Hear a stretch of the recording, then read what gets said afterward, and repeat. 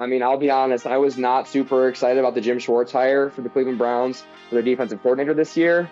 I think it's pretty safe to say I was entirely wrong. Puca Nacua has no upside. Fifth-round rookie wide receivers on bottom 5 teams don't move the needle. So the first thing I do whenever I see a tweet like this, got a bookmark. So I looked into him, his profile, it makes it look like he works for the NFL. He literally just took a picture in front of an NFL poster at some seminar. Very handsome man, which is inspiring to me if I'm honest.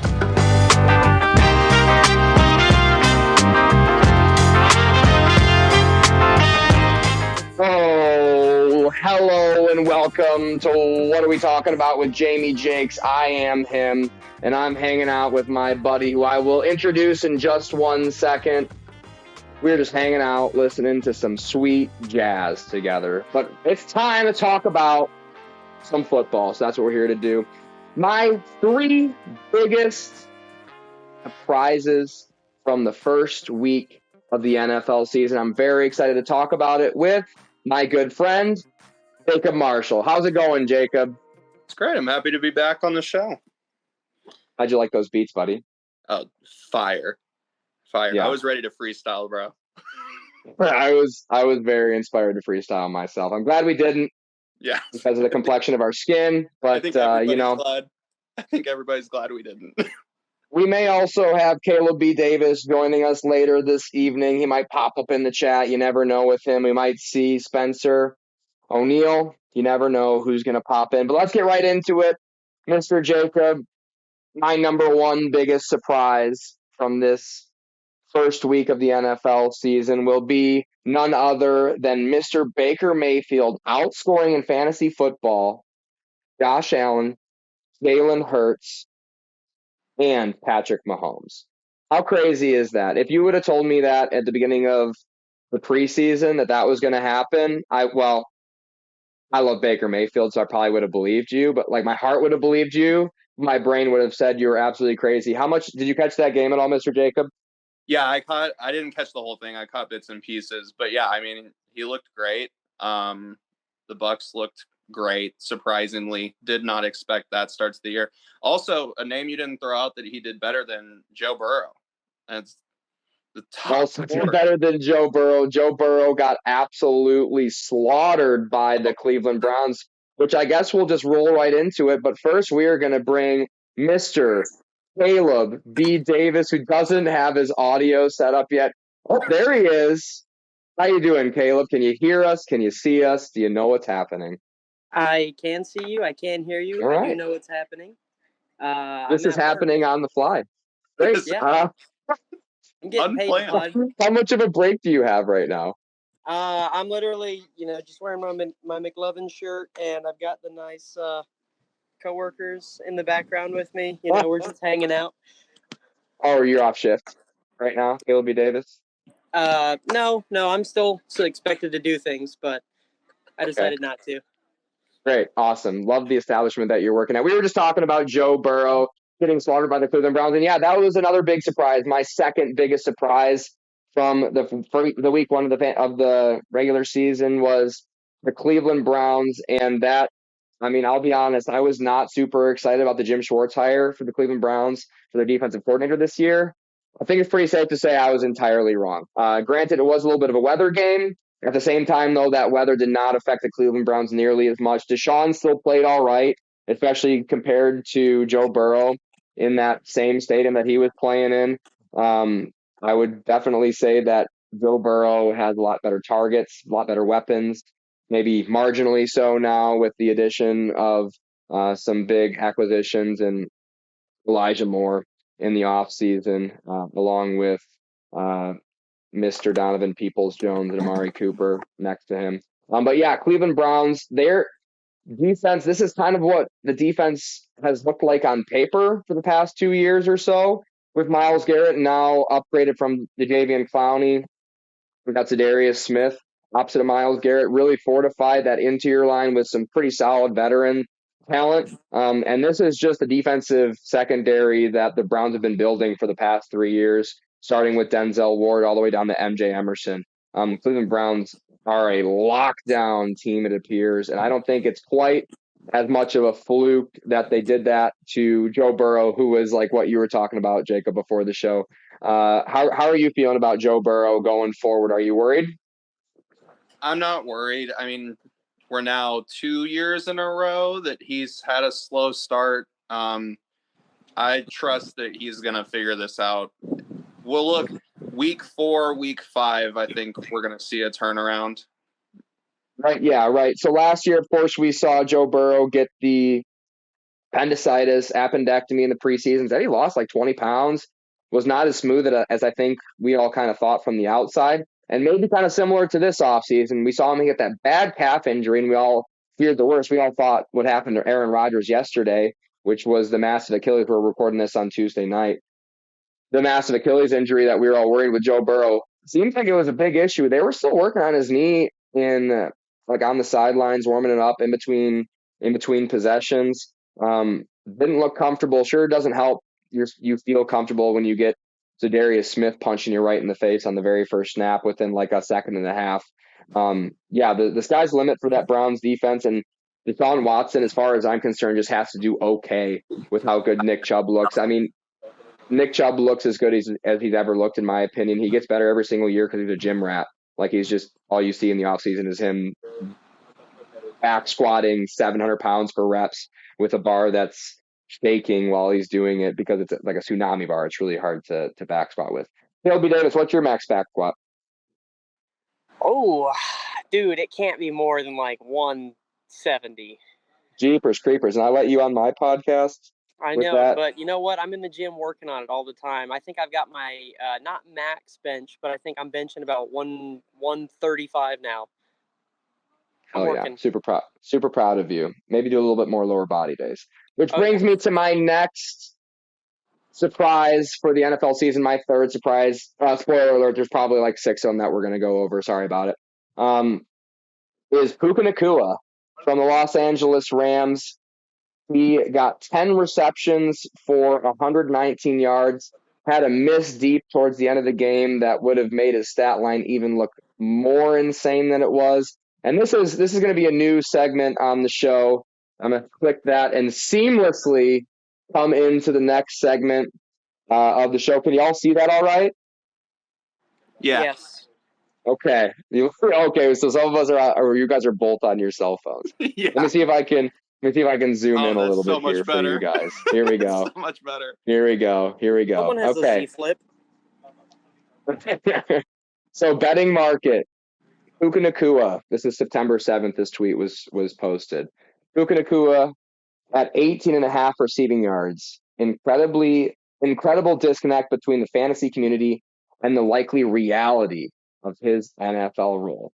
And a pretty balanced tweet for the time. Like, I get it, but I also responded like, hey, Vegas props are notoriously soft. Like, if you listen to gambling podcasts, they will tell you these props are notoriously soft. That's why they have low limits. Like, they'll only let you bet 5,000 on player props, but they'll let you bet 20,000 on a side of a game if you wanted to. I'm like, I think the fantasy community might know a thing or two about the situation that we're currently talking about. Not starting Puca Nacua, even though I should have in week 1. And of course, I got roasted in the comments section for saying such a thing. But which really brings me to this tweet right here. Okay. I hate this guy. I don't know if he's a troll or if he actually believes what he says, but like I've looked at his profile and it only indicates that he's being entirely serious. What are we looking at in Caleb B. Davis's video right now? I'm trying to see what that is. Is that the kitchen? I think Caleb B. Davis is. Yeah, he just muted his mic. I think Caleb B. Davis is. We're just working with Caleb B. Davis, and he's on the show at the same time. I absolutely love it. I'm having a great time. Let's be the only girl up in the room. Puca Nacua has no upside. 5th round rookie wide receivers on bottom 5 teams don't move the needle. So the first thing I do whenever I see a tweet like this, gotta bookmark it. And we'll circle back to another one of his tweets that he put. I hate this guy. So I looked into him, his profile, it makes it look like he works for the NFL. He literally just took a picture in front of like an NFL poster at some seminar. Very handsome man, which is inspiring to me if I'm honest. Like if you're just like a little bit handsome in the fantasy football community, you can really take that a long way and run with it. But getting back to this ridiculous, I can't hear what Caleb just said, but getting back to this tweet. Hate to be the only girl up in the room. Puka Nacua, total trash. I'm a dipshit. I'm Mason Dodd. Follow me for fantasy football advice. Is basically what he said. To which I responded, "You sure about that?" So that got like 2 likes before the game happened. After the game happened, it picked up a little bit. 24,000 views, which is what I love about Twitter. Anyways, hate this guy. He also had this tweet before the Lions game. Uh, Lions fans after losing 17-31. Also, he's an idiot because he wrote 17-31. Like everyone writes the 31 first and then 17. Like, yeah. Anyways, real inspiration to me for a guy who has a following on fantasy football podcast. But anyways, Puka Nacua, did you guys catch his performance for the LA Rams this weekend? Yeah, he killed it. What does Caleb say? Caleb, we can't hear you. We can't. No, I thought he killed it this weekend. I wasn't that surprised. I believe he was the most efficient wide receiver in college football last season. And with Kupp going down, there was plenty of opportunity for targets. So yeah, so he played ball at BYU, and he was a guy who was totally under my radar, over my radar, or whatever the hell the saying is. I didn't see him coming at all. I had no idea about him.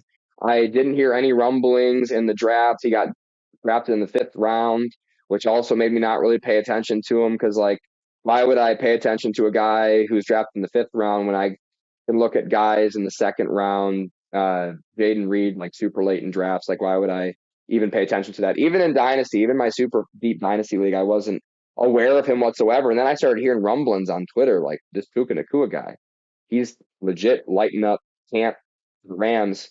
Like, okay, like I took notice. I drafted him in our Dynasty league. Jacob, I'm sorry. He looked really, really solid. And then I saw obviously Cooper Kupp goes down with his hamstring injury, which kind of gave him the opportunity in training camp because he started going with the ones really early because Cooper Kupp injured his hamstring early in camp, then re-injured it later after he came back.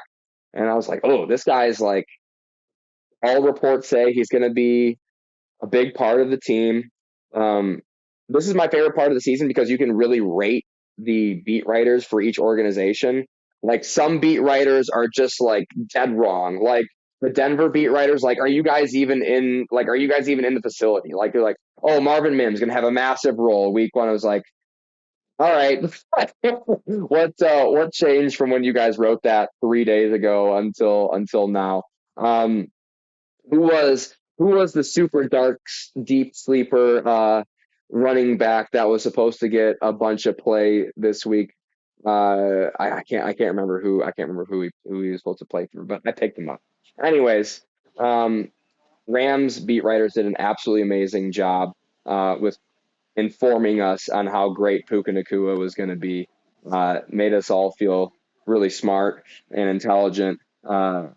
The fantasy football community, and his play on the field in college showed instantly in the game. Very knowledgeable kid, obviously, knows how to get open, and just very quickly became Matt Stafford's favorite target. Who, Matt Stafford's played with a lot of really good wide receivers, including Megatron and Cooper Kupp, like 2 of the best to ever do it, in my opinion, as far as wide receiver position goes. He knows what a good wide receiver is when he knows how to utilize it.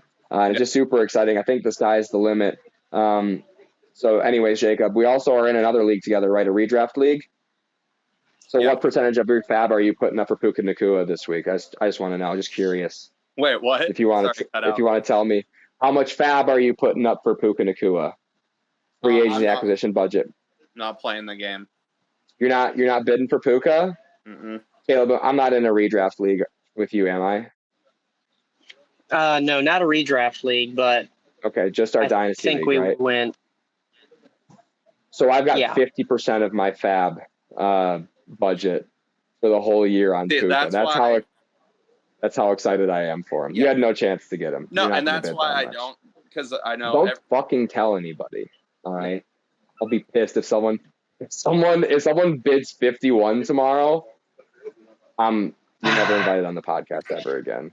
No, Sorry I mean, about it. that's why I didn't bid on it, because I'm like, everybody's gonna put up a ton of money for him. I'm good. I'm good. I'm gonna save my budget because there's gonna be players that are popping off mid-season. Yeah. I think week 1 tells us a lot more. I mean, of course, Kupp's going to come back. Week 4 to 6 for sure. Going to take a lot of targets away from Puka. But that's like worst case scenario, right? Best case scenario is this hamstring just hampers Cooper Kupp for like a great majority of the season, kind of like what we saw with Keenan Allen last year. We only played like 8 games, 7 games, full games. That's best case scenario. And if that's the case, there's no way he's not wide receiver 1 in the NFL, like a top 12 wide receiver in the NFL this year. And I think worst case scenario, he just kind of becomes Robert Woods to maybe a better version of Robert Woods to Cooper Kupp, where he's just going to be a top 24 candidate for wide receiver. And for that reason, like, I'll kind of pass on the guys that are like the handcuff running backs that'll go off of waivers later on in the season. That'll just be rentals anyway. So that's kind of, I think he's got staying power, and that's more of just an assessment for me and my assessment of his overall talent. Caleb, any more on Puca Nacua? No, again, impressive stat line. I know that much. And that's where you're going to see a lot of Matt Stafford and his favoritism of Puka. So that's great. Yeah, Matt Stafford will hyper target. Speaking of hyper targeting, I have a pertinent question for the two of you. It is a sit-start question for week 2 in fantasy football. Let's start Puka Nacua or Garrett Wilson, who will be playing at Cowboys Stadium against the Cowboys, who basically slaughtered the New York Giants. Garrett Wilson lost his starting quarterback. We'll have Zach Wilson throwing him the football, and Zach Wilson is blind to Garrett Wilson outside of when he's the only wide receiver on the field. I feel like that's what the Jets ended up doing yesterday. Is like, stop throwing it to Allen Lazard. Like, hand the ball off, dump it off to your running back, and throw it to Garrett Wilson. So I'll start with that question. Puka Nacua, week 2, or Garrett Wilson, who are you starting? Jacob Marshall. I'm starting Puka, 100%. Oh, 100%. Let's go. Okay. No, I think that Cowboys defense looked horrifying. To be fair, they were playing the Giants, who I don't think are going to be that great this year. It was bad. Are the Jets going to be that? Yeah, go ahead. And I just Zach Wilson. I no faith in Zach Wilson, and I'm not starting Garrett Wilson over Puka, especially against the Cowboys. Yeah, Caleb B. Davis, who's currently muted right now, working. I am also choosing Puka Nacua. That's what I'm doing. Am I crazy to do it? Probably. I don't think so. Does it make sense? I think Garrett Wilson will definitely still get targets and possibly get points, but I like Puka's situation better. So now I do think that the Rams. I do now think that the Rams are playing. I think the Rams are playing the Niners. Yeah, they are at Rams house. The over/under on that game is 44-7. So what does that leave? Like 14 points projected for the Rams, 17 points projected for the Rams, something like that. Good enough for me. I'm taking Puka. The Jets are +9 right now, over/under of 40 in Dallas. So they're projected to score 9 points, 11 points. I'm not good at math off the top of my head, but yeah, I'm going to go ahead and stick with Puka. And I don't think I'm crazy to be doing that. Maybe a little bit of an overreaction to week 1. But I think there's a lot of good reason to do that. So on the note of how bad Zach Wilson is, I saw a lot of people kind of speculating. I think I did see that they took in Carson Wentz, free agent quarterback, into the New York Jets for like a workout or whatever today, or they're looking into him. I I saw all these lists of people. I saw Rich Eisen begging Tom Brady to come out of retirement to lace it up with the New York Jets. He is just in shambles today, which why wouldn't you be? I mean, I lost sleep over, I don't know about you guys. I lost sleep over the Aaron Rodgers situation yesterday. It just doesn't feel good, not fun at all. Feel for the organization, feel for the fans who some of which deserve a good football team, a lot of which do not. There's a lot of scumbag fans for the New York Jets. But there's a lot of good ones that I really respect and appreciate as well. Um, but all that to say, me and coach, like I will throw just as many interceptions as Zach Wilson, but at least I'm going to target my man, right? Just like give me the ball, put me in, tell me what route that Garrett Wilson's running. I'll stare at Alan Lazard, and then I'll never look past to Garrett Wilson 14, 15, 16 times a game. The rest of the time, I'm dumping it off to Breece Hall or Dalvin Cook. How hard can it be? Is my opinion. Do you think you could run this Jets offense with the defense backing you, right, Jacob Marshall? You can throw 14 picks in a season. Oh, I totally could. I think I could throw 20 picks in a season if you're. If you really set your mind to it, yeah, it's like it's not that hard. Yeah, it's not that hard. And on that note, for being not that hard, I have a list of teams I think I could literally currently be a better head coach for.